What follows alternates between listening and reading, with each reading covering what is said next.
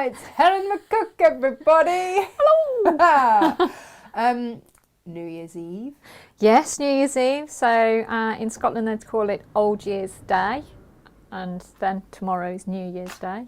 Amazing. So, yeah. Hogmanay. Hogmanay indeed. And all that. Yeah. You won't actually be in the studio because we're pre-recording. Yes, by the magic of pre-recording, I'm to be fair, here I'm not with very good you at it. and somewhere else. This is my third time of trying it. To be fair, I'm not the most technical of all people, but we're getting there. We're getting there. Third time's the charm. Third time right? lucky. I feel like Hermione Granger. Like I've got a little time loop. It's fine. So not only are we on third go here, I'm going to be somewhere else when this is airing. So it feels like magic. Another actually. paradigm. Yeah, exactly. That's what we like. Exactly. That's what we like. It's always like another paradigm when you come in. I love it. Well, it's that thing about the slightly Alice in Wonderland quality to it.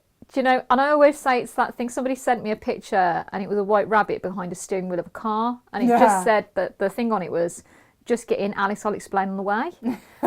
And that is pretty much how most of my life feels. So we're on the way, which is fabulous. Yeah, absolutely. You've got beautiful kits for us today. I do. I have sparkly things because, you know, why not anyway? But it's festive. So, hey, festive time, even more excuse for glitter and sparkle. I love the fact that we're doing this after Christmas because it actually gives me enough time to make it for next Christmas. You're just jumping the gun. You're getting ahead of yourself for next year. Yeah. Whilst the festive feeling is still strong. Yes, absolutely, absolutely. But more than that, you've brought us some Goldwork, which is stunning. Oh, thank you. Well, the title is Out of the Blue, and as I say, most of my life feels out of the blue at the moment. So it's yeah, you've been a busy girl. Yeah, very busy girl. So sure, and also your new book. Yes. Well, indeed. new revisited book. So I feel like I'm a magician's assistant. There we go. Hang on. Yeah, it was there. There. It was on the desk. There we go. So this was A5 ring bound. It's now A4 paperback. So A5 ring bound. Really liked it in that format because. Well, it was ring bound, so it stayed flat. But having said that, having seen it in this scale, so on the A4 scale, the pictures are just really clear. So, because they're obviously a lot bigger. So you've got a bit of the history of Goldwork, introduction. And then you've got ideas on materials, equipment, threads, you know, things that you might need, etc. How to frame up in particular frames, so slate frames, hoops, we've rollers. Touched on this in some of the shows that we've done, haven't we? Exactly. Yeah. And then thoughts on design. Oh, I love that hair. That's thank my you very thought much. on that design. Yep. And then everything from starting to stitch, how you start your starting thread with the waist knot technique, to how you choose the order of your work. And build up, say, from padding. So it's in the order that you'd work something. So it goes from padding all the way through. The next section's couching. So it introduces different types of threads, how you turn corners, how you plunge the metals. So it's, as I say, a really clear step-by-step on everything you might need to know to get started in this lovely world of metal thread work. Absolute beginner. Absolute beginner. Yeah, so basically, because it's step-by-step, it's to introduce you. So the idea is that it's if you want a reminder for when you go home, or if you maybe seen things on the internet, or you've seen sessions pre-recorded or like this exactly. Such as yes. But then also it might be that you want to go into embroidery class and it's you're worried about doing that at the moment, or because of the circumstances, or it could be that you're not able to because of distance or pocket, whatever. So this is a good way of getting introduced to it, and I know students who've taught themselves Goldwork from this and then come to my classes afterwards. Sometimes it's confidence as well, because as adults it's difficult for us to be in a situation where we're not too sure. We want to do something, but it's like we're not children anymore. We feel worried about diving into a situation that we feel like we should already know. Yeah, exactly. We feel like we should have a kind of knowledge already there. And I think it's really interesting because metal threadwork is one of those that people love the look of it. Yes. It's shiny, it's sparkly. We use it for all the most important moments in our life, the celebrations, and we always have. And not only in this country but across the world. Gold's just held that marvel to us. It's just got this joy to it, which is why we think of it as celebratory, and we mark it with pomp and circumstance. It's always gold, isn't it? But you get lots of different colours of metals. There's like very bright colourful ones, the kind of beautiful copper tones, the champagne tones, all sorts of things you can do with it, and it's really versatile. But the thing about it is that the threads are designed to be worked in particular ways, right? And so people worry because there's so many different types of thread. Yes, they don't know how to know. tackle it. They don't know where to start. So this is a good way of getting introduced. It breaks it down step by step to introduce you to the concepts and to show you how to do it. And the thing is as well, if you're one of those people that wants to have that phase at home where you can kind of bury yourself into it and kind of have a go, that sampling stage, so you can purchase the threads, which they don't have to be massively expensive, and you can purchase the book and then you can go and sample on relatively cheap fabric at home, so calico, something like that, even old shirting if you've got those at home, old bed linen, recycle them, use them as your sampling cloths, and work your way through some of the exercises. This isn't a project book. It's not you're going to learn how to do this kit or that kit or whatever. It's to take you through the techniques, introduce you to it step by step. So as soon as you've got the techniques, you've got it, you're good to go. So we've also got kits on the show with threads. So if you are starting out, because let's face it, tomorrow is a new year. New year, fresh start, fresh hobby. Exactly that. So what would be better than something that you could, because let's face it, at some point we're going to lock down again, aren't we? Well, do something glittery. Wow. The thing is though, as I say, it's actually the effects that you can achieve with gold. I think they're instantaneously pleasing. Yes. Unlike some other types of embroidery, you kind of think it's a bit slower to develop. It does have its own pace, but having said that, because you're working with glittery things, it just feels quite punchy to start with. I'm happy. It's, and I fell in love with it because I've said this before, but I didn't stitch until I went to the Royal School of Needlework. I immersed myself into it like a maniac.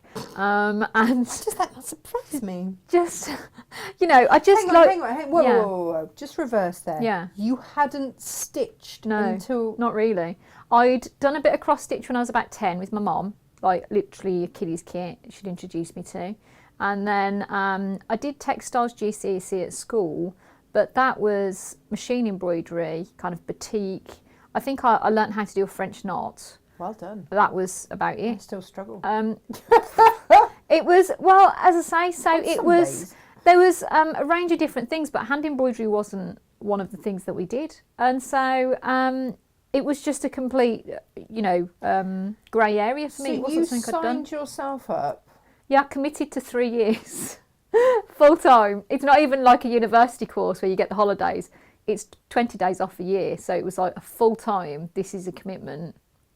And there were financial implications because you'd stop someone else from going, you'd taken somebody else's place, and they got funding for you for this because it is a heritage craft. So it was one of those that there were implications. If I left in my first year, I had to pay back a certain amount of money for the funding because it was because they got funding for me. It was a waste of a space, and somebody else that would have wanted that space and would have gone into that craft. It's an important thing. So it's one of those things that, as I say, I didn't know what it was going to take to do it. I just knew I liked the look of it, and I wanted to have that in my life. And they didn't bat an eyelid about the fact that you didn't stitch? No, it was quite interesting because they. I had a couple of interviews with them. I don't know any of this. This is hilarious. Well, typically me, isn't it? As I say, the rabbit was driving. So it was one of those things that I'd applied. I'd spoken to them, and my first interview was with Elizabeth Elvin, who was the principal at the time, who's a lovely woman, and we chatted about the designs and everything I was showing her. She was there going, oh, this would be suited to silk shading, and this would be suited to, applique, and this would be lovely in Goldwork. I was like, thinking, please don't ask me any questions about embroidery. And then I got a second interview, which was a panel of 5 people. And again, I had to take back examples of my work, and they'd said, well, there's no embroidery. Notice there's no embroidery. And I said, well, that's because I haven't done embroidery. So that's presumably, this is a bit like when I thought I was going to go to Germany to university and learn German. Sort of best places to immerse yourself. And it is, I mean, it's undoubtedly, to Germany? Yeah. Can you speak German? Well, I could at the time. Amazing. After being there, it's a bit ropey now. Bits. But yeah, so I'll come back to that. I mean, to be fair though, I learnt more whilst I was there than I did in the whole of my schooling when I was doing French. Yeah. You know, I did French at school, so I learnt way more whilst being immersed in Germany for a term than I did. There were some adventures anyway. So anyway. So basically I kind of said, well, that's because I don't embroider. You know, I like the look of it, I want to learn, and that's why I'm applying to you. Yeah. You know, that's what you guys do. That's your role. Yeah. And to be fair, they're amazing. They can train monkeys. It was, you know, that sounds really flippant, but the way that they do it is so formulated and so practiced over time, and they know their subject so well. And you're surrounded by beautiful embroideries, so it's 24/7, and you're taking it in by osmosis, like kind of training and honing your eye. So it was one of those things. So they kind of took a massive gamble on me, and I took a massive gamble on going, and it just worked out really well. So amazing. Amazing. I love a good story like this. Well, you know, segue sideways, you know, drifts back into centre line. Did you have to use your German at all there? No, funnily enough. I mean, to be fair, when I moved down to Hampton Court, people struggled to understand what I was saying as a Brummie. And they kept... been easier? Possibly. The thing is, though, people kept asking me if I was Australian or where was I from in Australia, and I was like, up the M40, like Birmingham, and they'd just be like, what? And in fact, the person in the local shop, I used to go, I'm not a morning person, I had to purchase breakfast on the way to work. So it was a beautiful bakery, and I used to have pain au chocolat, and you self-serve, and then you show them the bag, and you go, oh, I've had 2 of these or whatever. Every day you used to have to show him the contents of the bag because he couldn't understand a word I was saying, and I was just like, wow, this is... don't know what's going on. I mean, there's only ever a few places that I've ever been to that I've struggled with accent, and I think because obviously being from a very multicultural place and being raised in a very multicultural kind of background, you know, I think it's like a radio, your ear tunes in. Yeah. So there's only two places that I've ever had to really kind of focus to understand, and one of those wasn't really to do with accent. It was the fact that I was in deepest, darkest Cornwall, and the lady I was speaking to hadn't got teeth in, so it was difficult because it was gummy. It was gummy. So there wasn't a clear definition of things. Things didn't have a firm edge to them. So that took a while to understand. I had to really watch her. You know, you kind of like, you find yourself doing that because you're really paying attention to everything that's going on to understand. So that took about half an hour to understand what was happening there. But and then the other one was the Isle of Lewis, and I think the problem with that took about 10 minutes because the accent wasn't how I expected it to sound. Oh, okay. So I was expecting. So it was like, an adjustment. It's like when you're expecting a sip of tea and you drink the wrong one and you get coffee, and it takes you a moment to go, oh. Or somebody's used a coffee pot and put tea in it, and it's a strange hybrid between the two that nobody wants. Nobody wants that. No. Excellent. So, my question to you is, what goodies have you brought us? I brought a selection of goodies. So we've obviously got the book. Lovely. I'm going to park that up, so out of the way. We've got an embroidery kit called Out of the Blue, which looks like this. So I'm going to... Has it changed on the screen? Oh, I'm going to... frozen a little bit. Should we try it on the tilt close-up? that so you can see that. I think so. Is that the side?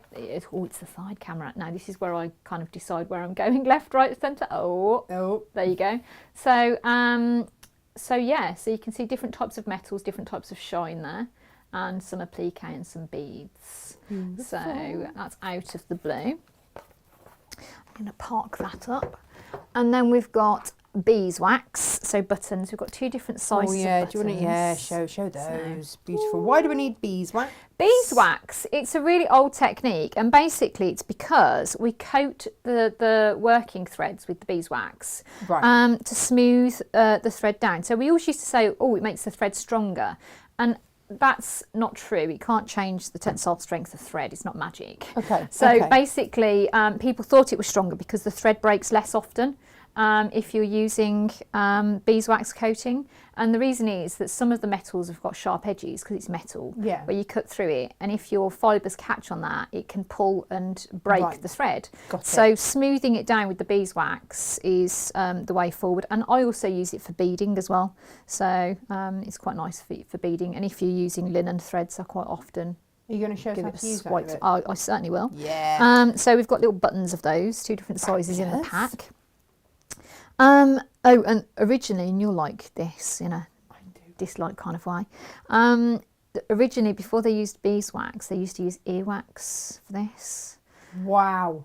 Who got that job of collecting that? Actually, it was one of those things that all the little antique tool sets used to have, embroidery sets, used to have an ear spoon, and you used to harvest earwax from your nearest and dearest. Wow. It's the finest grade of wax you can get. It's much finer than beeswax. Earwax? Seriously? Yeah, it's gross, but... Wow. But I always think as well, like, there must be, like, in these early embroideries, there must be a lot of DNA in these embroideries. Yeah, between the licking of the thread that people shouldn't be doing and the bleeding on it that shouldn't be happening, and then, you know, earwax. A bit of crying too sometimes. Things are going badly. A bit of reverse stitching. But, and then the earwax. I mean, there's a whole lot going on there. Wow. No wonder it says "do not touch" when you go to these places. I don't want to touch it now. Never wanted to. It's like when I'm teaching, when people are licking the thread. The amount of times people have like literally taken a soggy thread out of the mouth and gone, "Can you thread that?" And these aren't children. I'm kind of like, "Can you snip that off?" And I now start classes with people I haven't taught before. I'll kind of start classes with, if you're inclined to lick your thread and you want me to touch it at any point, just cut that bit off.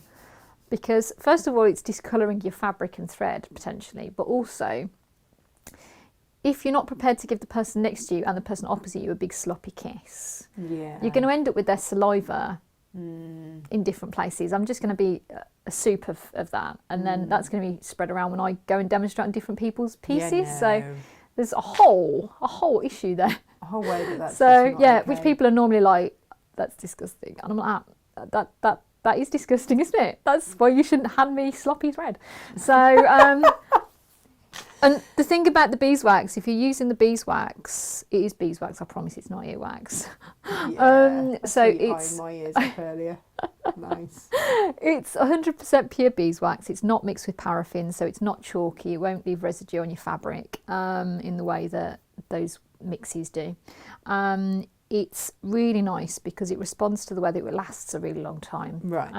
And so it responds to, being an organic thing, it responds to heat. So if it's a very cold day or the place that you're working in is cold, just slip it into the waistband of your trousers or your skirt, and it will just warm to body temperature and it coats your thread better. Oh, nice. So whereas if it's cold, the thread judders over the surface and you get patches that are coated and patches that aren't. Okay. But yeah. Just like pop it in your bra. Under your bra strap, you know, whatever. It's the amount of people that have come to me and they've kind of gone, "I brought my beeswax down the toilet," and I'm like, "That is all about you."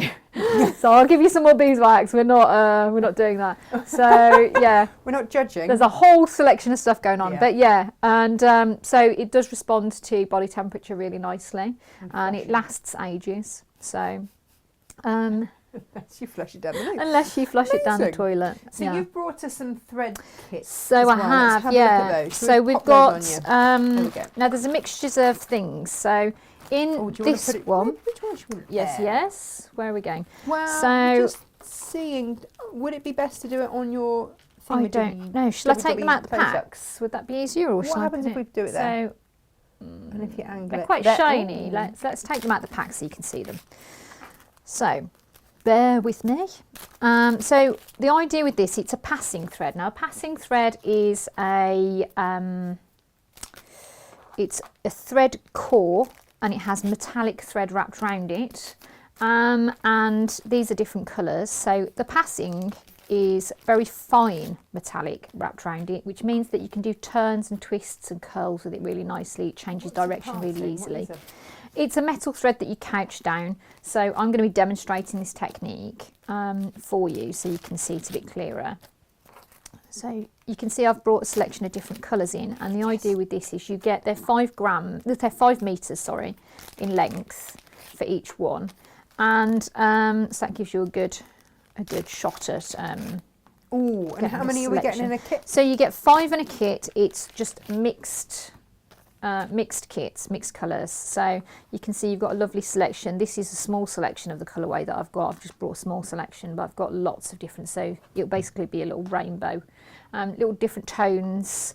So as I say, they're couching threads. So we've got a selection of these. As I say, it's just a mixed bag of 5 metres, and it's 5 packs of 5 metres. So it's a nice selection. You'll be able to get a really nice project underway with those different tones and colours.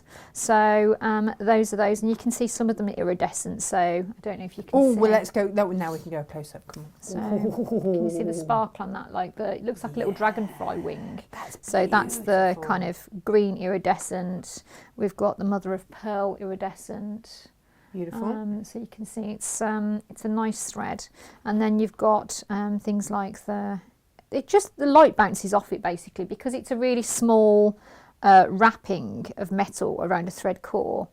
It's very flexible, but the light just bounces straight off it. So it's really lovely look, and even I just love the black. It's one of those that it's just got this lovely sheen to it. So there's all sorts. There's kind of olivey tones and chocolate. Wow. There. And you get a mixture. Yeah, mix Will of contents those. vary?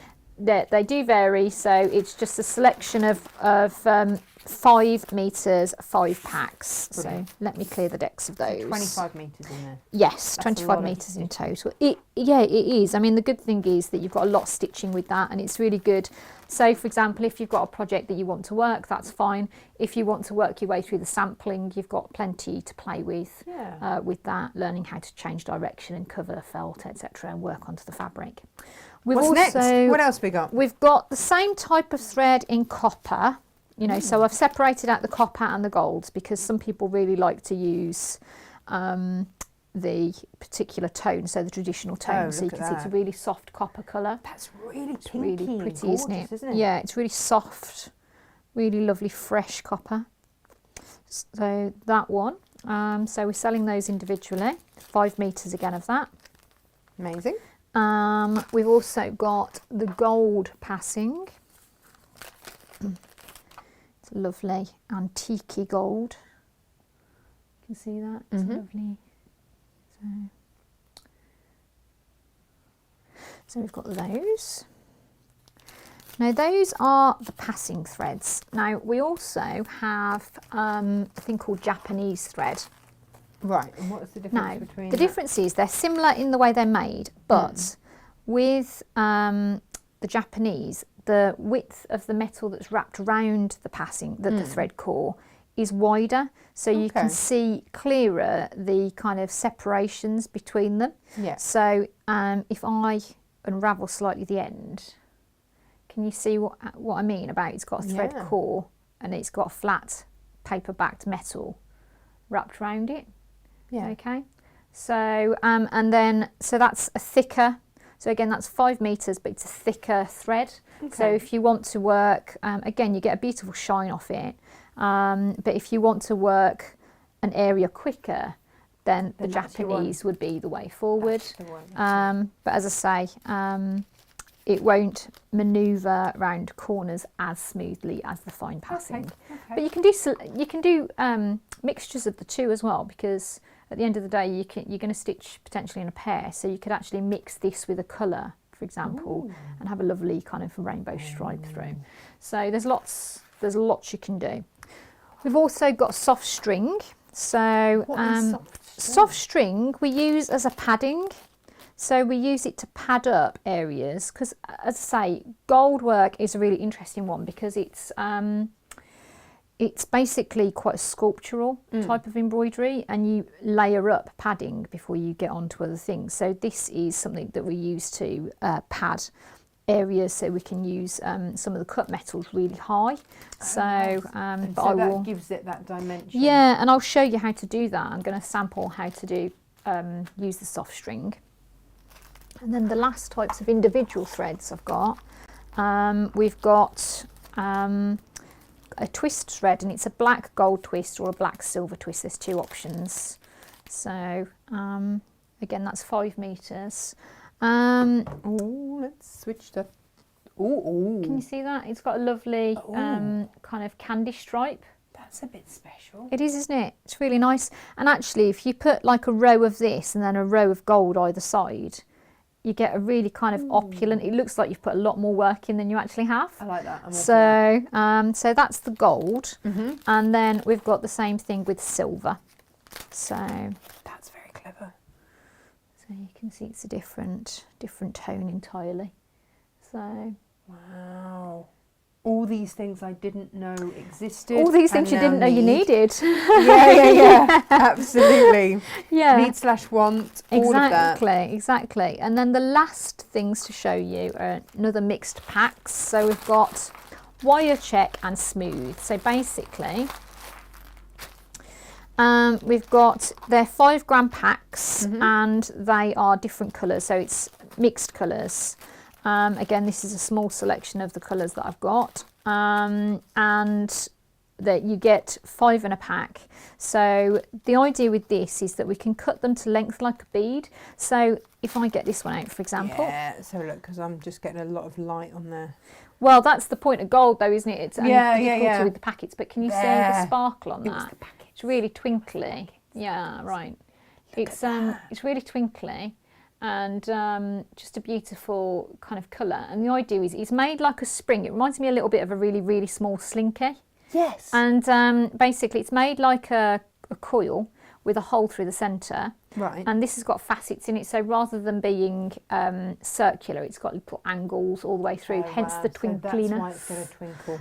Yeah, the twinkle factor. So so basically what you do is you can use them in long pieces and stitch them down, or use them like for chain stitches, 3D stitches on the surface. But also you can cut them into really tiny pieces and stitch them down like little bead size in different angles. And when you do that, you get a massive twinkle, because all the facets are lined in different directions. Yeah. So it's really nice. And you can see, I mean, some of the colours are so rich. As I say, I just brought a small selection of them, but if I show you, there, you kind of, ooh, you see, just such a nice kind of look to them. And then I'm going to show you the blue as well, because the blue, it's such a dark, dense colour, but it's so tasty. So it's like a midnight blue. But they're all beautiful. I mean, as I say, you can see. Oh, yeah. Actually, and that with gold is just going to be amazing. Exactly.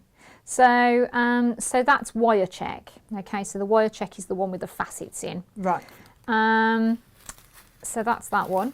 Just going to put that carefully back in the bag.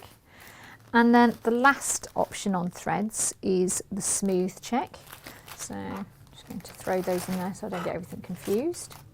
And but yeah, I mean, I've got basically a massive selection of them at home, different colours. So you can also get them in different sizes. You can also get slightly matte ones, so you get a slightly different look to them. Why would you want matte? Why? Some people really like the techniques, but aren't so keen on the shine. So it's they're out there. Just saying. So they walk amongst them. Yeah. So, but yeah. So again, I mean, these are made in a spiral, the same as the previous, but you can see, I mean, the different colours are really pretty. So I'll get some of these out and show you these. So again, is this a mix that we're getting here? Yes, yeah, so it's 5 packs of 5 grams each, and they're different shades. So again, you can see with this, it's made like a spiral, but this is circular and polished. Nice. So we stitch it down, we stitch through it like a bead, so we can cut it to whatever length we want. So, and you can see all these things. I don't know what colour to show you next. There's so many exciting things to show you. And yours will vary when you get yours, but yeah, absolutely, yeah, they'll vary. So you can see. It's just and if someone nice... bought 2 packs, yeah, they vary all through. Should do, yeah, should do. So yeah, amazing. Ooh. Well, these are rather fabulous. Yeah, so those are those. So I think there's a nice versatility to those, so that you can do your project. You might have a particular project in mind. You might want, you know, those. What I really like as well is sometimes if I've been to shows, you can buy inspiration packs, and just the colours will then spur your. So here's the thing: if I'm just starting, where do I start? Like, if I've bought your book, Yeah. and it's fabulous, but which of these kits do I even get? Where do I start? Well, I mean, realistically, one of the things that you'd need to do is you'd want, if you were starting, you'd want to practice your soft string, Right. because that gives you a lot of versatility, because it can be flat on the fabric then, or it can be raised off the face of the fabric, so you can get height. And then you'd want at least one of the passing threads, so whether it's a coloured mix that you want or whether it's a gold or a copper, Right. you'd want a pack of passing, because a lot of what we do in Goldwork, it's either cut work or it's couching. So there's different types of couching thread, but I've brought passings and Japanese with me. So you'd want one of those to practice one of those. And then you'd want either, so you'd want a cut work thread, so you'd want either a wire check or a smooth. Okay. So that would give you the ability to practice all of those skills then, and gives you a lot of versatility. So you don't need to go mad with it if it's not for you, if you're not sure about whether you're going to enjoy it, or you're not sure your pocket can stretch that far. Then don't sign up for a 3-year course. Yeah. That So yeah, there is that.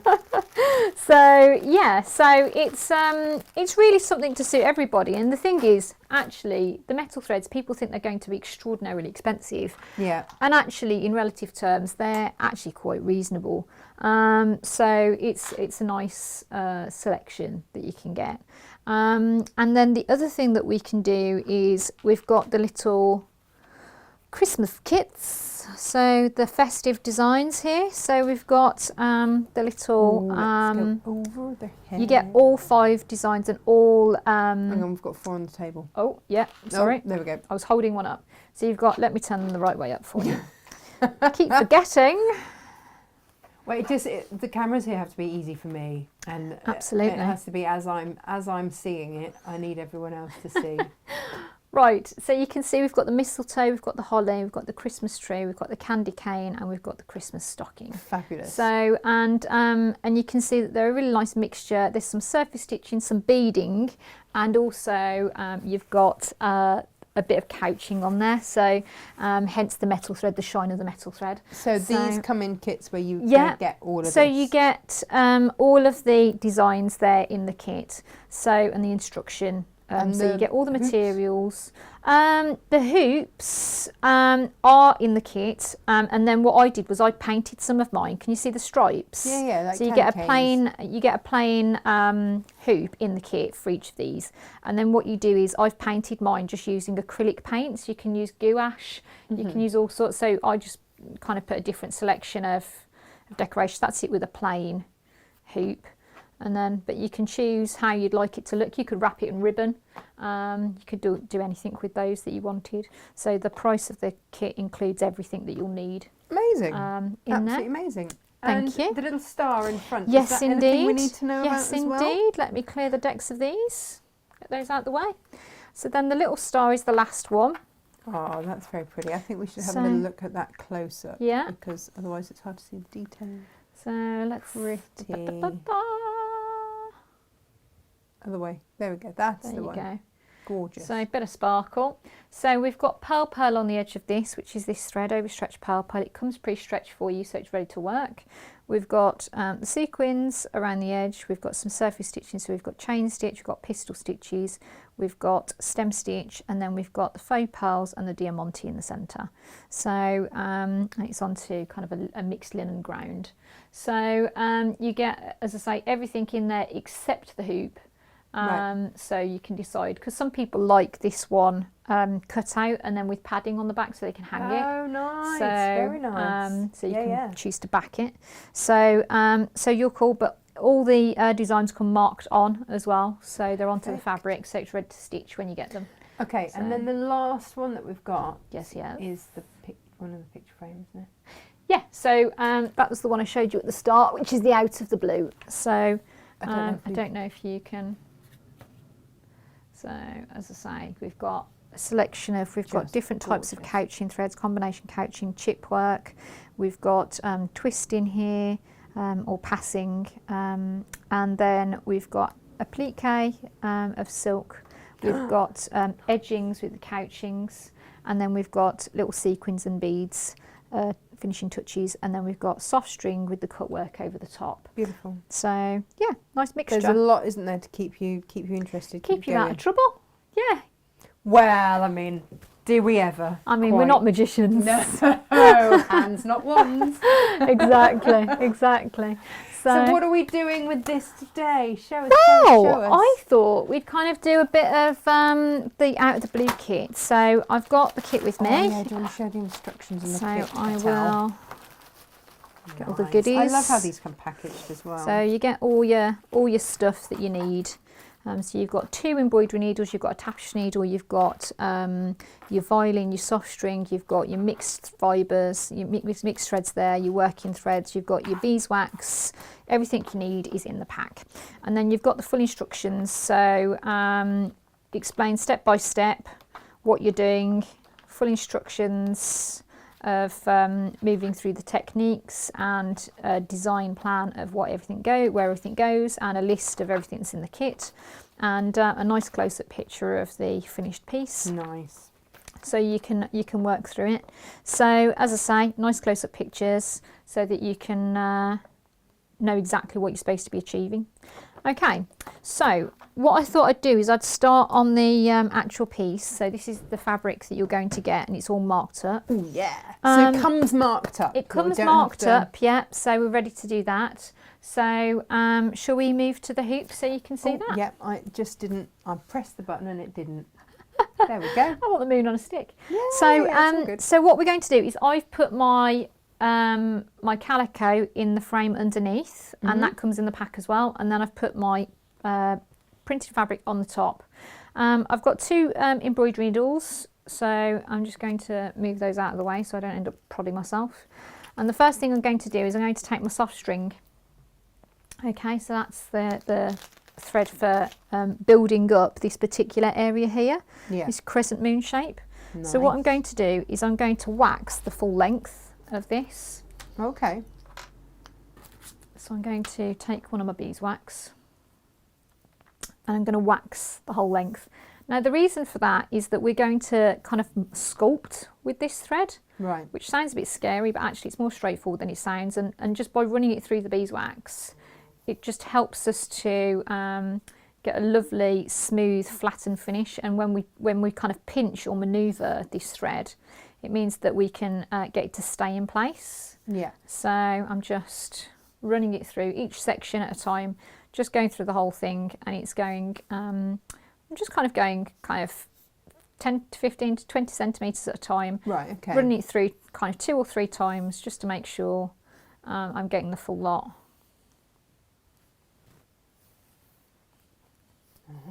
Okay. You see? Yeah. So, and as I say, it makes it a lot easier. I'm just choosing to decorate my thread now.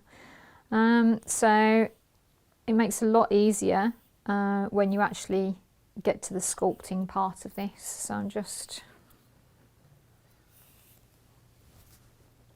So this is all your preparation, isn't it? Absolutely, yeah. Bet your hands So- feel nice afterwards as well. Yeah, you know what, it does make your hands feel nice, and it smells good as well, because it's pure beeswax. It's got a nice smell. Better than earwax. Absolutely. Absolutely. So, but so we're just working through this, as I say. You use more of the soft string than you think, so just bear with me while I work through this.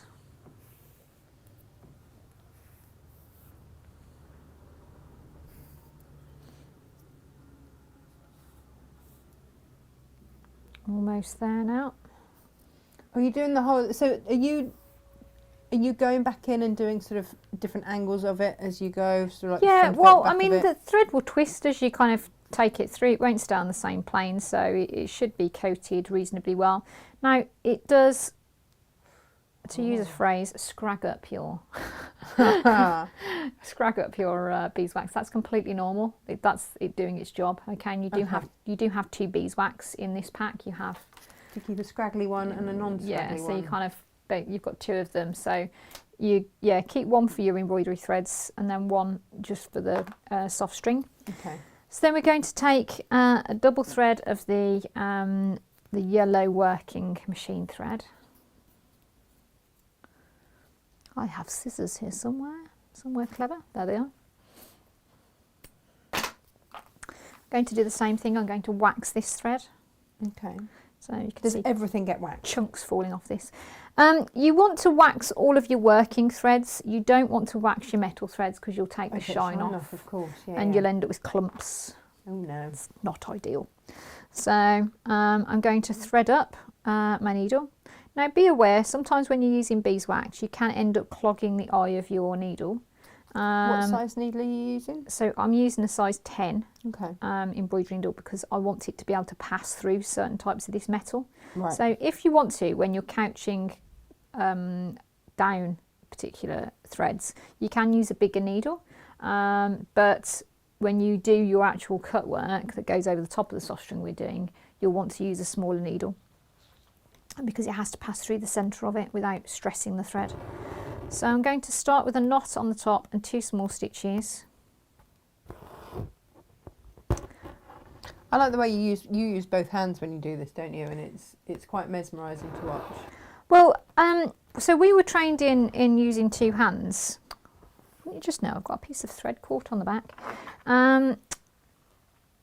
So we were trained in using both hands for our embroideries. Because it's quicker, apart from anything else, you were given both hands, you may as well use them. So we use the embroidery frames to help keep the tension of the fabric. Right, so that you don't have to. Yeah, so that you can use both hands and not worry about it. So it makes it a lot easier because you can kind of tension the thread better and it just makes it quicker as well. And it's a more comfortable way to work because your body's working in unison on both sides of your body.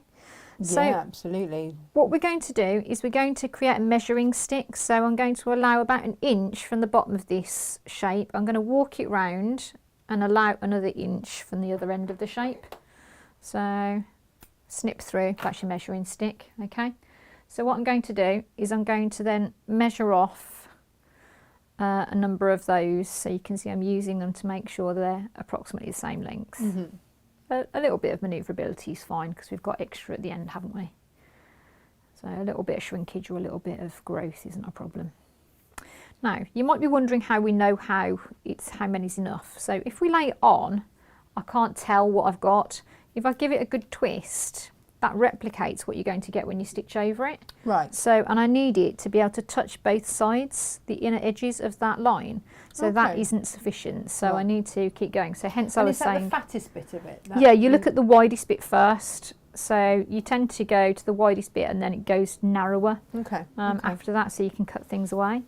So this is why I did the whole length of this, because you end up using more soft string than you anticipate. So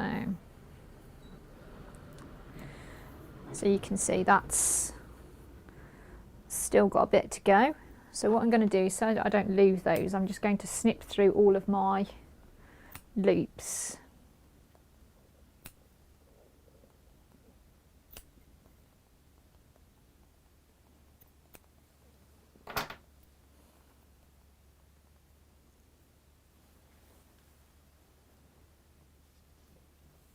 This is building up nicely, look at that. A nice little bundle. So people always say, well, how many did you use? And is that a personal thing as to how tight you twist it? It can be, yeah. So, but I have quite tight tension when I stitch. I like quite tight tension because it holds it quite neatly. So I'm going to go for about 5 more. And then I can count them out. I know it builds up. Like considering there's 5 meters in that pack. Yeah. Are you going to use most of that 5 meters? I'm going to use quite a lot of it. Really? So, yeah. So I reckon there's probably going to be about 1/3 left. Wow. So I'm going to put that to one side out of the way. I'm going to cut my ends so that I've cut through all my loops. In your kit, so yeah, absolutely. Everything's in the kit that you need, apart from the hoop and your embroidery scissors. And I know that you sell embroidery scissors anyway. So. Oh, we do. You sell the hoops? We do. Well, there you go. One-stop shop. So we cater for all. What cater can I for all say? needs. So how many have we got? We've got 2, 3, 4, 5, 6, 7, 8, 9, 10, 11, 12, 13, 14, 15, 16, 17, 18, 19, 20, 21, 23, 24, 25, 26, 27. We've got 28. Okay, so just in case anyone's wanting the exact number, I use 28. So I've got a nice high shape now. It's going to really give me a good form. Now I've untwisted them because I don't want that twister sitting there while I'm stitching it. Okay. And then I'm coming up on one side of the shape and going down on the other side of the shape. So it's not twisted, it's just... No, exactly. Not it's at all? going to be, no, it's going to be held in form by the stitching that I put into it. Okay. So what we're going to do is so it just lies like Bowl's hair right now? Yeah, it looks like we're making a dolly, but we aren't, I promise. We're making a lovely crescent moon. Oh, fabulous. So I've allowed about a centimetre and I'm putting another stitch in. And then what I'm going to do is, because these kind of bed in at the moment, these 2 stitches, I'm then going to put some extra stitches into it so that I can smooth that shape through, so it's nice and even shape and form all the way across. Right, okay. So that's a stitch in the middle, then a stitch at the halfway point between each of those.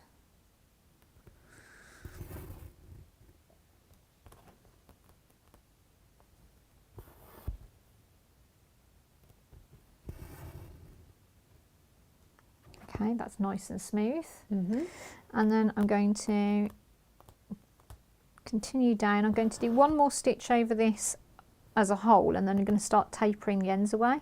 Okay. So again, leave a gap. This time I've left about ½ centimetre.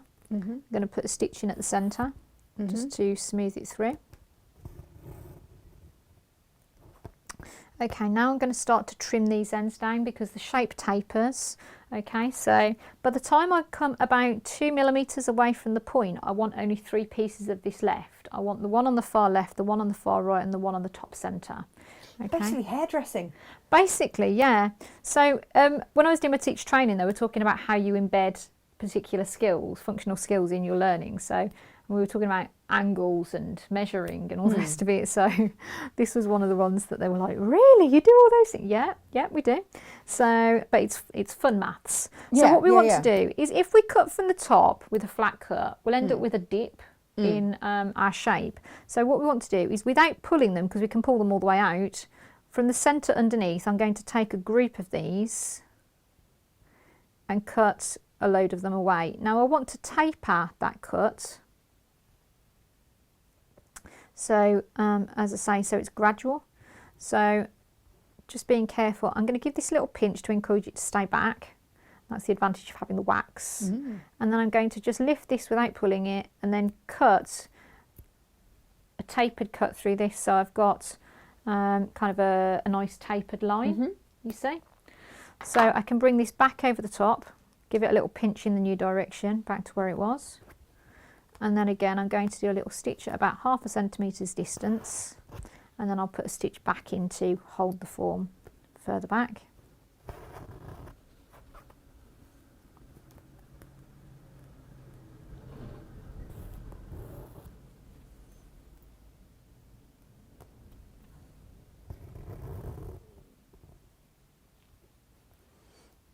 Okay, so what I'm going to do is bring my needle up. I want to cut through a whole load more of these, so from the centre underneath. So put a few more out. Exactly. Really thin this shape down. Do you know what? If ever I need a good haircut, thank you. Well, I mean, it might not be good. I don't know quite what it's going to look like. I'm more than happy to cut your hair. Experiment. Yeah. What you'll end up with, quite another matter. Who knows? So, Yeah. So are you cutting on like a 45 degree? Yeah, I'm chamfering it, so it's a 45 degree angle. So I'm going to bring it so you can see you get a tapered cut like that. Yeah. And then pinch it back in the new direction. Mm-hmm. You can see it's slimming down beautifully. It's really kind of meeting that form. Mm. So same thing again, about half centimetres distance. And now I'm going to put a stitch in at the halfway point.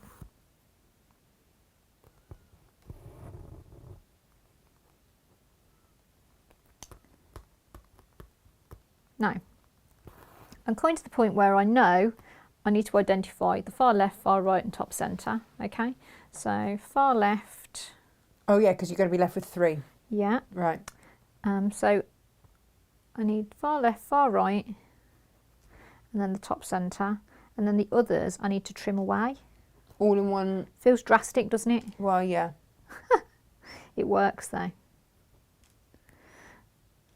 Right, so that's my 3 I want to keep. And then I'm going to snip through all the others. So. Involuntary making strange noises over here, just feeling the stress for you there. And what can you do with all those bits that you chopped off? Anything or nothing? I mean, not a lot, to be honest. They're kind of a bit short, so you're going to struggle to do much with it. It's just okay. casualties of the technique. Okay, all right. You might want to put them into your felt making or something like that. All right. Orts. So bring these back in. This is so clever. But you can see it really coming together, can't you? It's Yeah. kind of develops quite rapidly, surprisingly rapidly under the eyes. I mean, you are quite quick, dude. You know, it would take me longer. Well, it's one of those things that I've been doing a long time now, and you kind of, when you work commercially, everything's charged by the hour. Of course. So it's, nobody's going to pay for a slow stitcher. So No, of course. it's, so I've got these 3 left. I'm going to snip through all of these now. Mm-hmm. Again, at the 45 degree. Okay. Again, give them a pinch.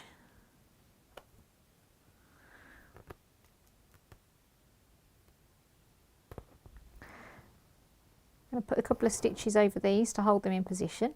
Mm-hmm.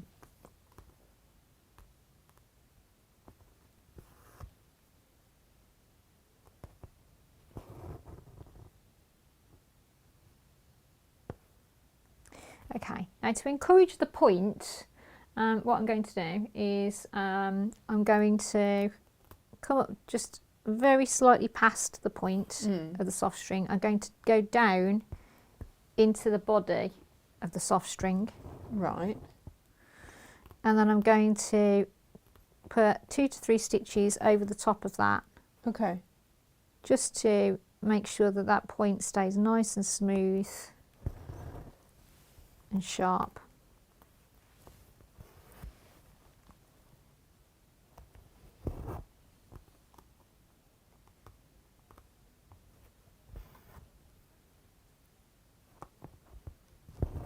See? Nice. So that's, you can see how lovely and sharp that shape is. That's really impressive, yeah. So you get a lovely, you shouldn't have lumps and bumps and bits going up and bits going down. So one of the secrets to that is you need to control your tension of the stitch going over it, because it is a soft thread. Yeah. So you want to try and regulate how much pressure you're putting that thread under, because if you're pulling it a lot and really denting it down, you'll end up with an irregularity to it. Okay. So so that's part of the important thing about it. So I can finish that thread off in this area because I know that's covered later on. So this is all being covered, it's not being left with your... No, but I mean, if you're at all uncertain, what you can do is you can use your starting and stopping stitches on any single one of the design lines, because all those design lines need to be covered. Oh, okay. So you know that needs to happen at some point. So I love the swirls of this. It's like a paisley, filigree, just everything fabulous. It's very kind of flowing like water, isn't it? Yeah. It's, I'm just going to use some Scotch tape. So what I'm going to do is, having seen that already, rather than repeating it for you at the other end, which is exactly the same thing, just in the other direction, I'm going to tape those down so I can show you a different technique. Do you want to use some of my washi tape? I can do if you want. Willy whirly all over there. Just that it might not in the wheelie thing over there. Oh yeah, in there, in one of those. Aha. Yeah, because it might not damage your threads. Well, we actually use normally Scotch tape. Oh, do you? So like magic tape. But washi tape's fine as well. It needs to be low tack. So yeah, that was just what I was thinking. It's yes.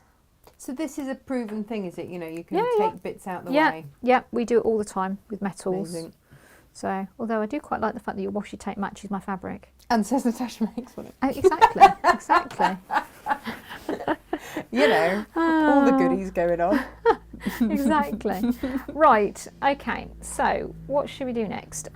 We've got a really nice area of couching through here. So generally with couched threads, what we do is we put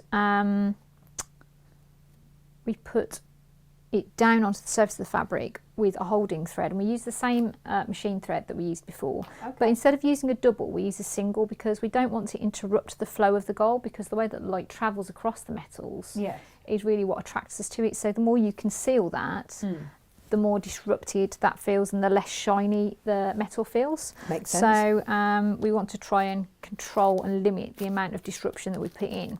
So we try to put our stitches in at very regular intervals, and with as fine a thread as possible. So we're going to use the, as I say, we're going to use the single strand of the machine thread, and we're going to wax that as well, so that it is just nice and smooth. So, and the other thing is, if you're storing your metal threads at home, please don't use bobbins like that. You can see I've used it for the machine thread, which is a soft thread, but it's not metallic in any way, shape or form. The metal threads don't respond well to bobbins because they've got hard edges and it creates kinks in them. Oh, okay. So circular and in your packets. Yeah, preferably. So, as I say, it's you can put them onto kind of cotton bobbins, like round ones, or wooden round bobbins. So just anything that doesn't nothing have that will create a kink edge. in it. Okay. So in the same way that it creates a kink in the machine thread, it's can you see those kinks? Yeah. It will do exactly the same thing to your metal thread, and that won't come out. Okay. So it does make it kind of unusable. Okay. For all reference. Is that an ask me how I know situation? Or? No, it's because I've seen it all now. It's got to that point, nothing surprises me. And so it is one of those things. It's always that thing where you kind of go, okay, why don't you do that? Why don't you want to do that? And I was basically the why girl when I was training. Yeah. So, and I think it was because a lot of people who I was training with had been introduced to embroidery many years before by family members or people they knew, or whatever method. So for me, because it was all completely fresh and I didn't know, I was like, but why do we do that? Yeah. But what's the reason? There's got to be a reason for that. What's the... Yeah, no, you want to know everything. I always want to know everything, right? But it's that thing. It's like, you know, I was constantly like, why? So that's the reason. It's just not, it doesn't suit the thread. So I'm just starting off in this shape here. We're going to do some couching. So let me get that out of the way.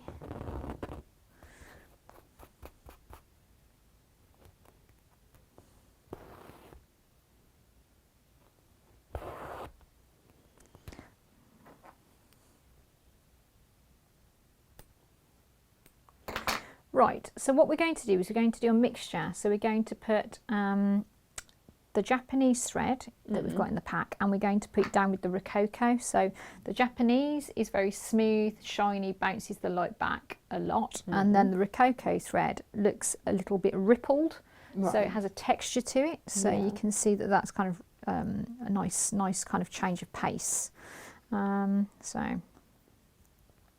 And both of these are couching threads, so what we do is we're going to leave a thread width gap in between at either end, like an inch gap. I'm just looking for the end of this. It's just it's there somewhere. So I obviously picked it up wrong, and I'm just. This is what you're going to do at home, though. To be fair, you'll be like, where are the ends? So just persevere until you find them. There you go. They have to be there. Well, they are there. I can see them. It's just where we approach them. Right, so good. So what we're going to do is we're going to stitch down a piece of Japanese with a Rococo, and it will give you a lovely texture. And as I say, we need an extra inch at the top and the bottom of the thread of the shape, because we then need to plunge and tie these threads back, because they're frayable. Right. As I say, they've got a thread core, so it means that we can end up fraying otherwise. So I'm coming up on the tip of the shape.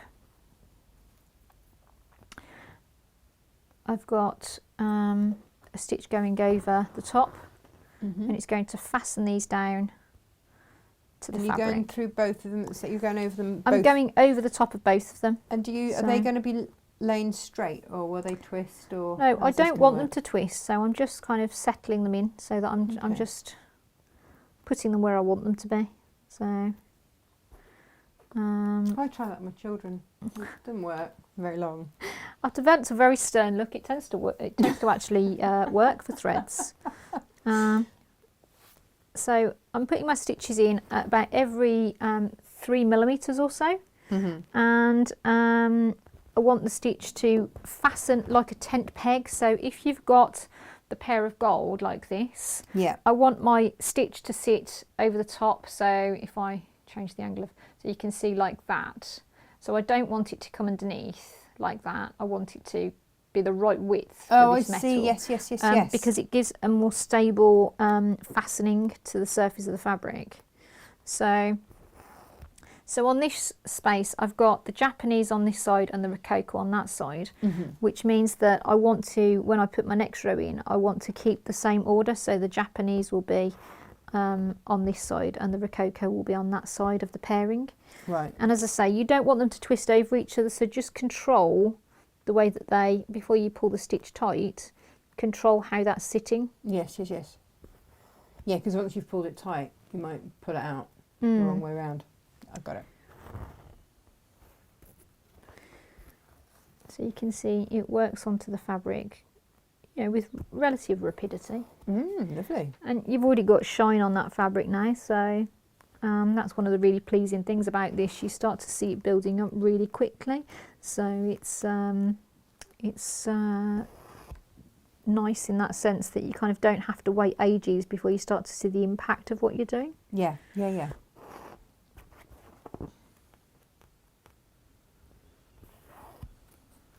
Ooh, just flipping my gold all over the place.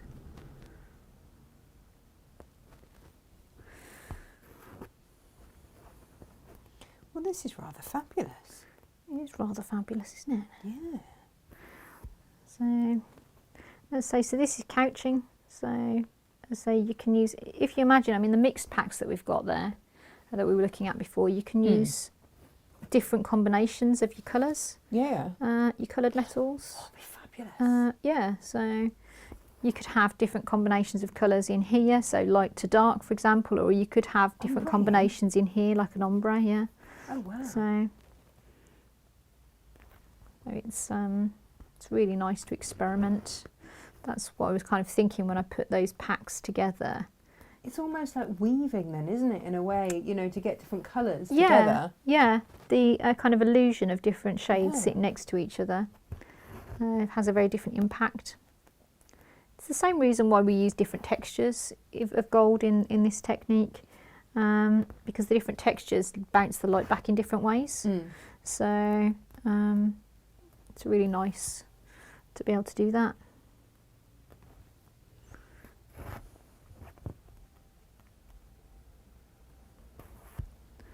So you can see the first row is going in nicely. Yeah.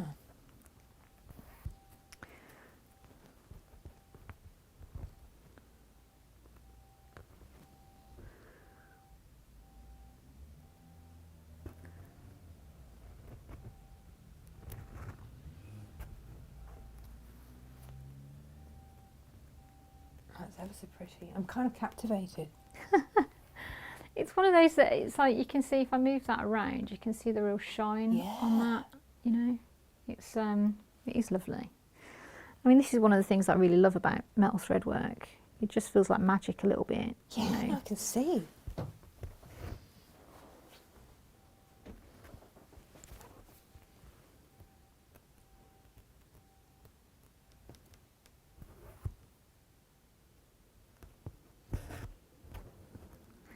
So we're almost up to the top of this space.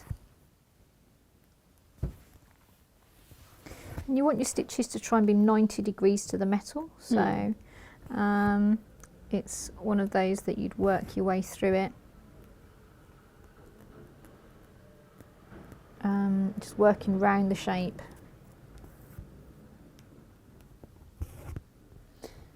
Does this go all the way around? I'm just trying to look at the design. No, what we're going to do is it goes up to here. Going to get one more stitch in here, and then we can trim this off. Got one more stitch.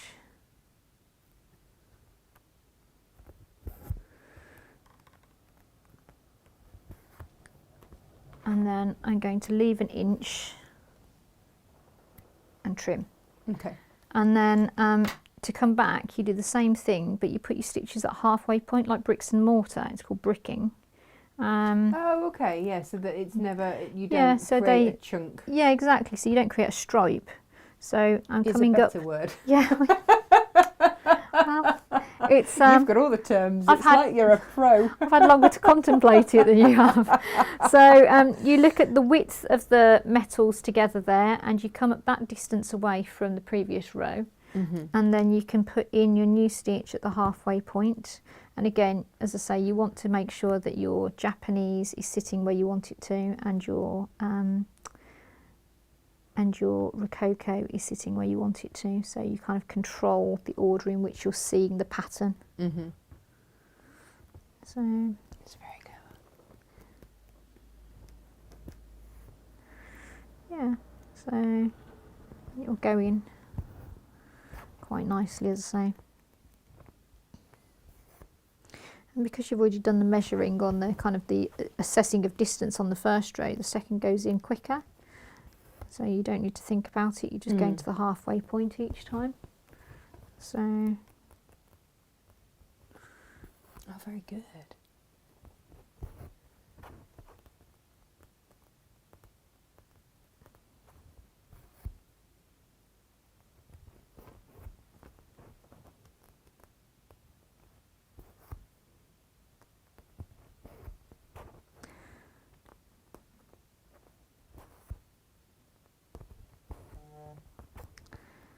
You can see that texture just really starts to build. Yeah, it's lovely. Actually, it does cover quite a lot of. It does cover quite a lot quite quickly, doesn't it? It's surprising, isn't it? Yeah. It's as I say, embroidery normally feels like a very slow craft, and that's something that actually can be really lovely about it. But as I say, there's different speeds within different techniques. So it's just it's quite nice, isn't it?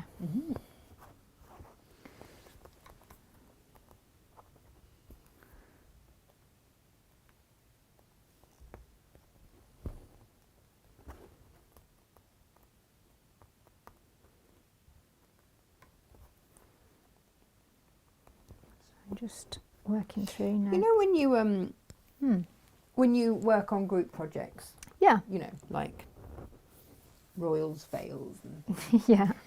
Is there a buzz, or are people concentrating? Is it companionable silence or chit chat? Bit of both. I mean, there's normally kind of a workroom etiquette, like a studio etiquette. You don't talk loudly. If you want to talk to people on a different frame, you get up and go over and speak to them quietly, because you don't want to interrupt people's flow. Right.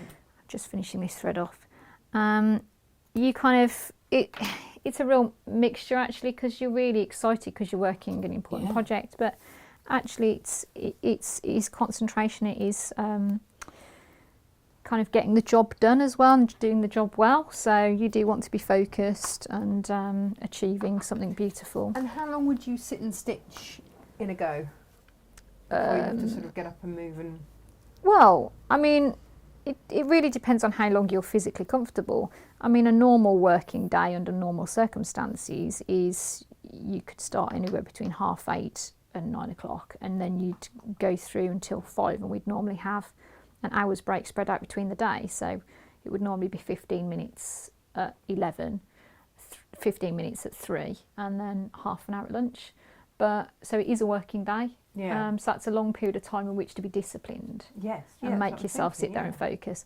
Things like as well, we can listen to music, we can have earphones in and things, but we'd only have one earphone in, you have it on really low.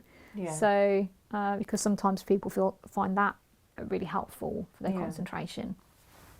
But yeah, I mean, and there's particular tricks as well. So you know, rotating to different frames, to different parts of the work, so that you don't kind of just think, oh well, I know what I'm doing now. Is that when mistakes happen? It's when your focus starts to drift. Right. So because you know, we all have this thing where you kind of relax and you think, you get to your optimum speed, so you kind of work through your process, you know what you're doing, and then you get to your optimum speed of like, okay, this is great, I know what I'm doing. And then the next stage of that is your brain drifts, so you then start to slip up without noticing. Right. So actually keeping you on focus, You'd move moving you around. to a different part, so you're doing the same technique but you're doing a different pattern or a different particular area. Wow. So It's all these things you just don't even think about. yeah.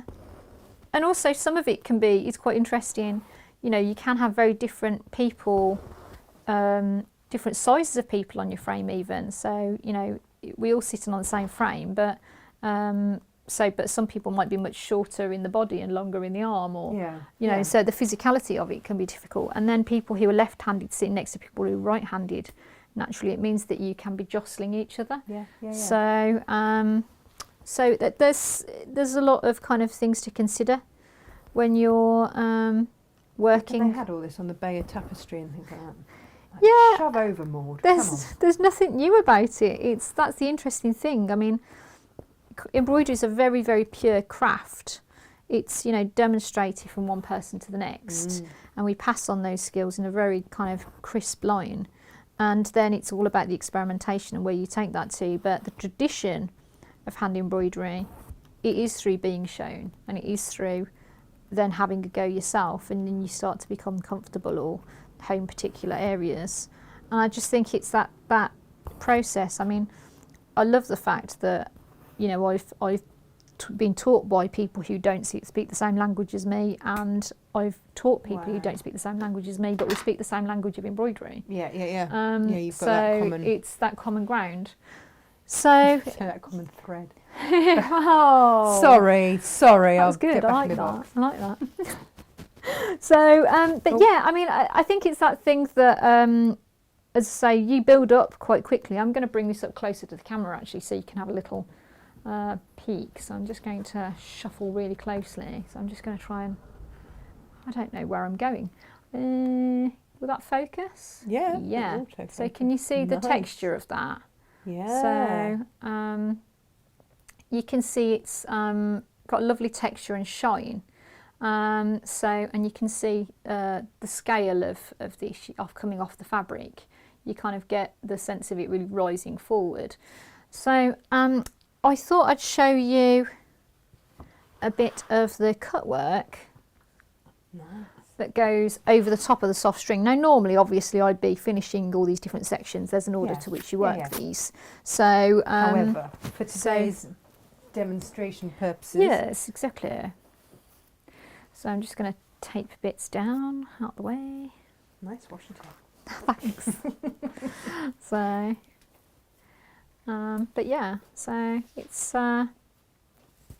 it's really interesting because the etiquette of working is quite an interesting one because people don't think about it. No, it's not anything that you would even consider. It's outside the realm. Especially like sitting next to a lefty. Yeah, and also I can't find the end of your washi tape. I'm just going to go to Scotch tape because I know where it is. It's also things like where we don't have any food or drinks in the studio. So our workspaces, we don't have food or drinks in, not even water. And we also we think about what snacks we're having. So it's not the thing where you've got leftovers and you take your curry or your fish stew in and put it in the microwave, because odours can be embedded into fabrics. And you know, you don't want. So what can you eat then? What's okay to eat, like a cheese sandwich? Just things with really strong scent you'd want to try and avoid. And there's a couple of reasons for that. So first of all, you're going to be sat really in quite close quarters to somebody, and you breathing on somebody when you've just had a garlic sandwich is not going to be great for them or for the work process.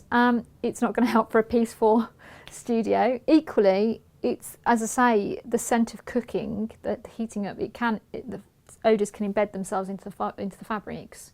And you don't want to have worked on something that's somebody's wedding dress and they go away smelling like fish stew.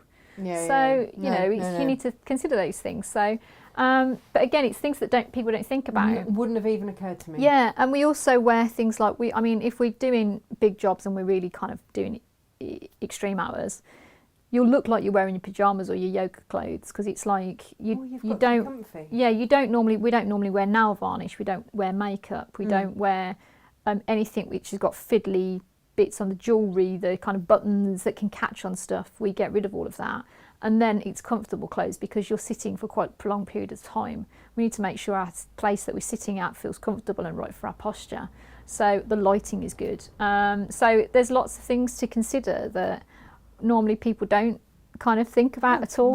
Wouldn't even cross my mind. Yeah. So you'd have your pain au chocolat from the bakery on your way in. Yeah. Make sure you wash your hands well when you get in. So I'd get there covered in crumbs and just be like brushing myself off. But yeah, I mean, that's why as well. No chocolate biscuits? Well, actually, funnily enough, I worked on a particular job, not at the RSN, I have to say, and one of the staff members, we were working on this particular piece, and she coughed, and she'd had tea break, and she coughed, and it was a hand-dyed fabric, and she coughed a bit of chocolate spittle out of her mouth, and it kind of just landed. We all just kind of saw it go in slow motion, was like,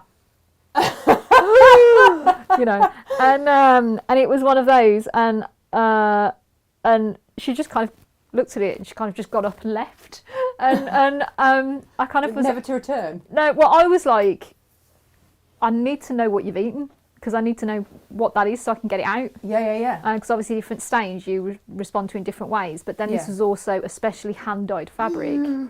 So you don't want to take the So it was dye. all naturally dyed, and I was like, So it's one of those. So we then got, it got to the point where we even thought about, okay, well, when you've had your tea break or you've had your lunch, swilling out with water, you need to have a mouthful of water before you come back to work. So as well as washing your hands and all the rest of it. Because I mean, you don't want somebody eating borscht and then coming in and laughing, and then a bit of beetroot spit coming out and staining everything. Even things like throat sweets. So we don't do throat sweets while you're in work. It's it's one of those, if you've got a sore throat. Yeah. So, because, you don't want a brightly coloured throat sweet to fly out your mouth and bounce across a piece of work. That's happened before. So. And if you are that person, what happens to you? Well, I mean. What's the ramification? Once it's happened, it's happened. But at the end of the day, no food and drink means no food and drink in that workspace. But as I say, things like you've had your break, that's normal. You need food on your break. You go and restock, fuel the furnace, and then you come back in, and it's just one of those unfortunate things that you've laughed, and we hadn't thought of that before. So that thing happens, and you're like, wow, okay, first of all, what is it? How do we get it out? We need to respond to that, and how do we think about that in our practice moving forward? And did you get it out? Yeah, we did get it out, but it was just one of those things that you kind of like, at the time, like, oh no, like eyes on stalks. But and she felt awful about it. Of course she did. She's part of that team. She's working towards creating this. You create these beautiful pieces of work together that are going to outlive you. And legacy textiles. And it's one of those things that you're creating pieces that will be in collections and museums, and they'll become heirlooms, and people love them and value them. And it's one of those things that the worst thing in the world is to feel like you're letting yourself and your teammates down. And holding everything or up jeopardising a job, all or of that. jeopardising, a commission or a deadline.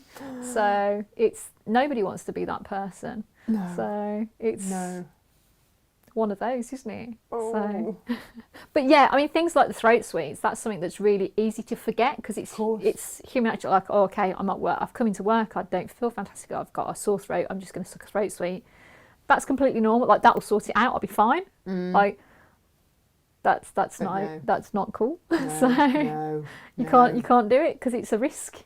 So, God, but we're very strict though. But possibly less so now because everyone will be wearing masks. Yeah. So that probably would help. Yeah, that's it. We're just confined. You just have a throat sweet swilling around in your face mask. Yeah, it's nice. Yeah, it's a good visual. So look. But Happy New Year. Welcome to your face masks, Detroiters.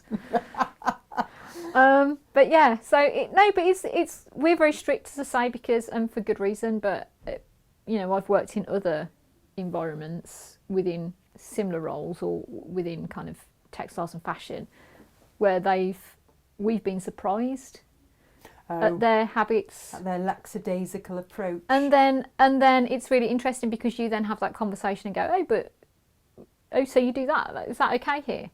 And they're kind of like, because you work to other people's rules as well as the rules that you have yourself. So it's that thing. They go, oh yeah, why wouldn't we? And then you kind of go, but has this never happened? And they're kind of like, well, that could happen. What happened? And you're kind of like, oh right. So they're like, well, what do you do to sort of, well, we do this, that, and the other. And they're like, Like, I've been in jobs that you don't wear your shoes because you're working on such big things that you end up, there aren't tables big enough, so you work on the floor. So the whole floor has to be coated with kind of Tyvek or paper or particular things in your socks, and you're having to work in your sock feet and all sorts of things. So it's you never know what you're going to be doing and the environment changes. So as I say, it's you manage each job differently. So it's phenomenal. Yeah, it's quite interesting. Never a dull moment. Never a dull moment. You never get bored, that's for sure. And what happens if your tension is slightly different? If you take over on a frame from someone who's been on there and they're a bit... Well, what we'd need to do is, with that, as professional stitchers, you're trained to have a particular type... I found it really interesting when I went to the RSN and was learning these things, because at university everything was about the individual, so finding your style and being different and thinking about all of those things. And then suddenly a big part of being an embroiderer was doing all of that and learning technique, but then also to be a working embroiderer, a jobbing embroiderer. You have to be able to meet the standards of other people, and not only in the terms of the quality of what you're doing, but as you say, the tension needs to be fitting with everybody else's. So it's one of those things that you kind of do need to regulate what you're doing. So it will be the thing where, where you're introduced to a job, the manager will say, we're doing this, the stitch tension's like this sample, the stitch length is this is the angle, so that you know what you're doing, and then you'll work on it for a particular 5 to 10 minutes time. Go, can you check this? Is that right? Yeah, I'm happy with that. And visually as well, managing yourself, because knowing as you get tired or as you kind of your focus shifts, you fall back into your natural environment with that. So my natural environment is to have quite a tight tension. So if I'm matching somebody else's tension, quite often I'll have to slightly loosen it. Right. So. It's finessing more than anything else. It's finessing the details. Everything matters, right? I mean, the devil's in the detail with this stuff. That's why people love embroidery. It is the thing that makes people kind of, it's given it its outstanding and outlasting kind of appeal, hasn't it? It's beautiful, it's varied, it's detailed. It's never gone out of fashion, has it? No, that's the thing. I think the thing is, it's across so many cultures worldwide, that you kind of think, this many people can't be wrong, for such a long time. No, absolutely, for so many years. And as I say, quite diverse cultures as well. So the thing that I really love about it is that you can go anywhere in the world pretty much, and you'll find embellishment with hand stitching. And the kind of designs might be quite drastically different, but there's quite often a similarity in the stitching.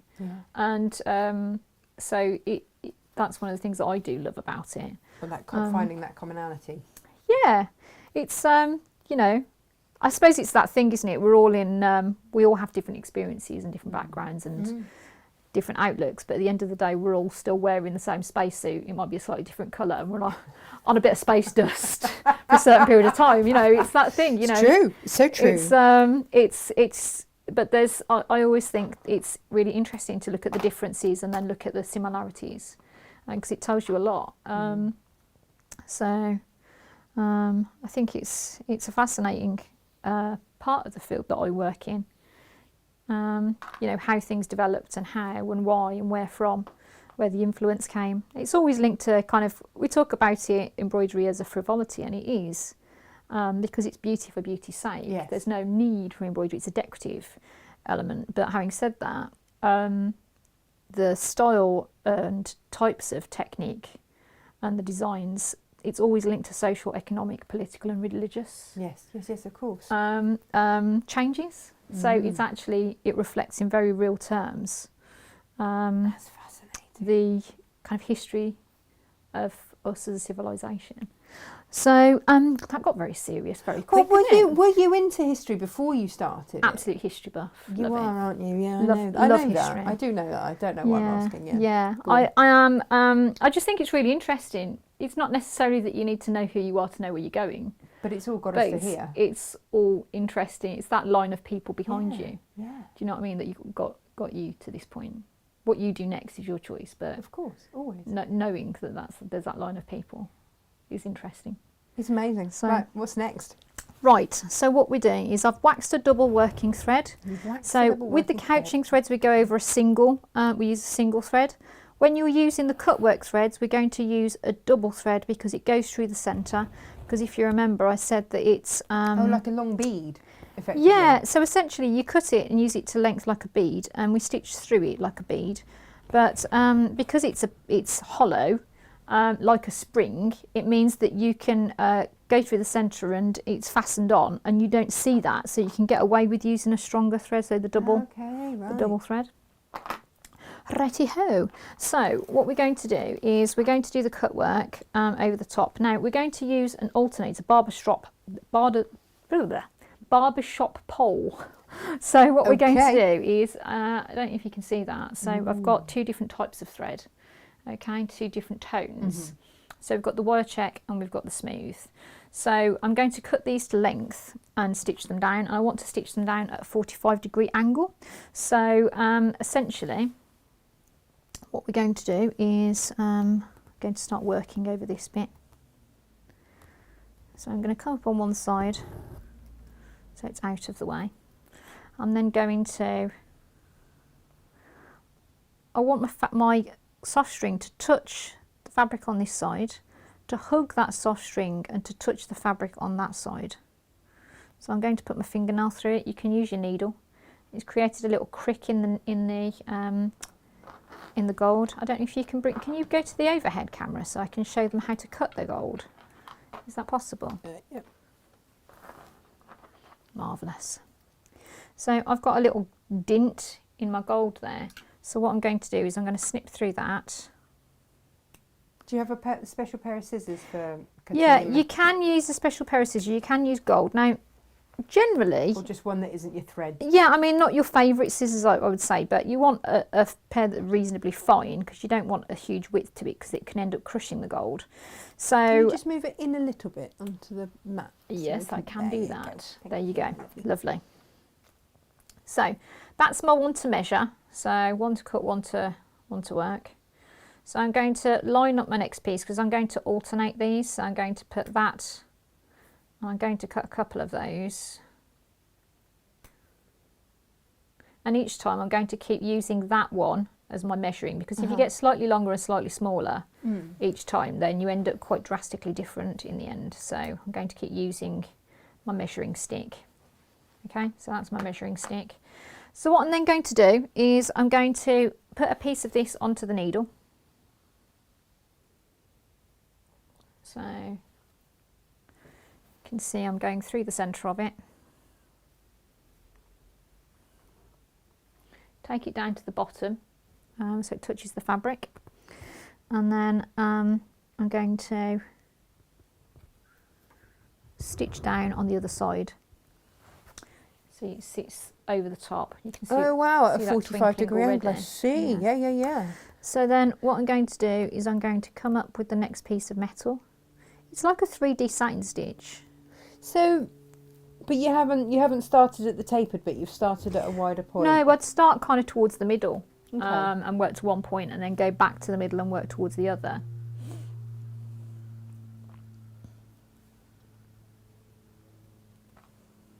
That is very clever. Put my next piece of gold on. So presumably you could alternate if you wanted to different colours of. Absolutely, yeah. You could do a rainbow stripe. Ooh. Or an ombre, shade it through, Ooh. or anything you like really. So that's my smooth going in next to it.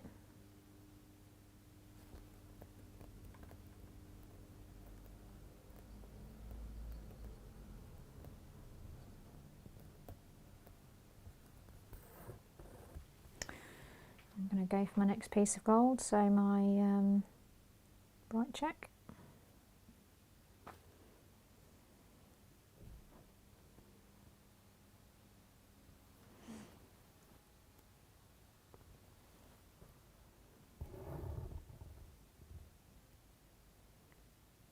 It sits like a little stripe. You can see it glittering away. So it sits over the That's top. fascinating. And they basically get shorter and shorter. The pieces get smaller and smaller until you get to the point and you're at a very small piece. So I'm going to remeasure because I know that this shape's got shorter because we tapered. So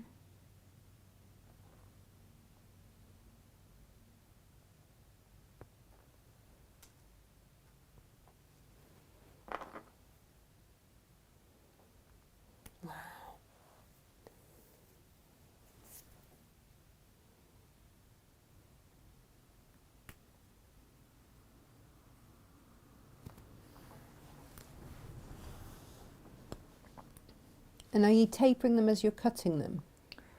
no, I'm just snipping through them flat. Okay. They're going. But are you, no, I mean, are you making like slightly shorter ones? So Oh you can yes, tape so toward the now edge? because I measured it, that's a shorter one now. Right. Okay. And then how many of the shorter ones do you do? Until it's too long.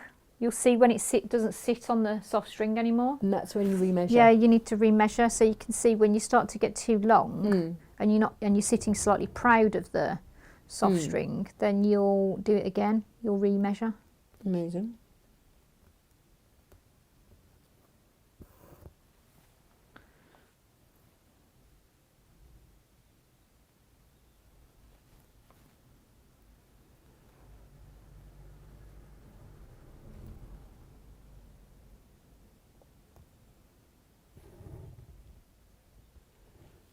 Lovely. So it just builds up. You get shorter and shorter until you've covered that soft string entirely.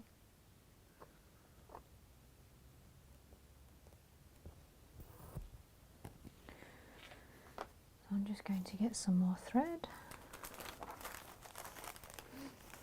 This is fascinating. I've just never seen anything like it. It's just amazing. It's completely different, isn't it, to Yeah. everything else? And that's one of the things I love about it, though. It is completely different, and it does. It's a different set of skills, different set of materials. But as I say, that's the thing. This is the thing that quite often puts people off about metal thread. They're kind of like, oh, it's drastically different. Yeah, it is, but that's exciting. Yeah. Because the effects that you can get are like no other. Yeah, exactly. So.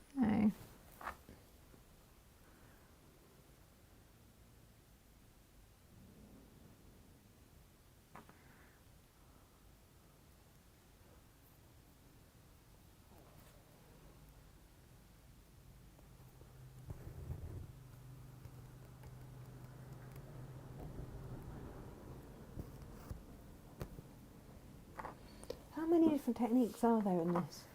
In this particular kit, Yeah. so we've got couching we've got applique of fabric, we've got soft string padding, we've got beads and sequins, we've got couching of different combination threads, we've got cut work, and we've got chips. So that's 7 techniques. Wow. So.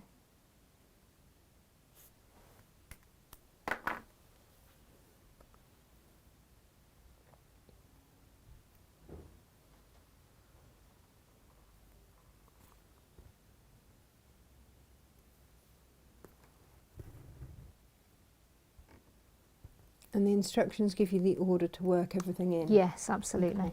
Yeah, it tells you exactly what order to do and where.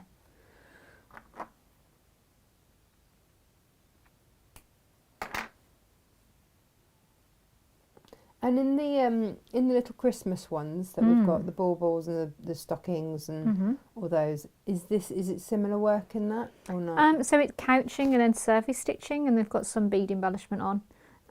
So some different techniques, some of the same techniques. So you can see that's that in done.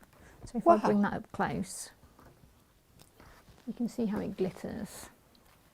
If I just bring it, look at that. Sometimes cameras struggle to pick it up because the shine bounces off it, but you can see it really glitters, doesn't it? Mm. So that is fab. I mean, we've got HD. All our cameras are HD here. Yeah, it's looking really good. Really helps, I think. But yeah, so so that's just an introduction to some of the techniques. Yeah. I mean, we've got a bit of a range, so there's so much that you can do with it. That's the thing. There's such a range of things. So whether it's the sample packs you want to purchase, or whether it's the kit, or whether it's the books, there's something for everyone, I think. So.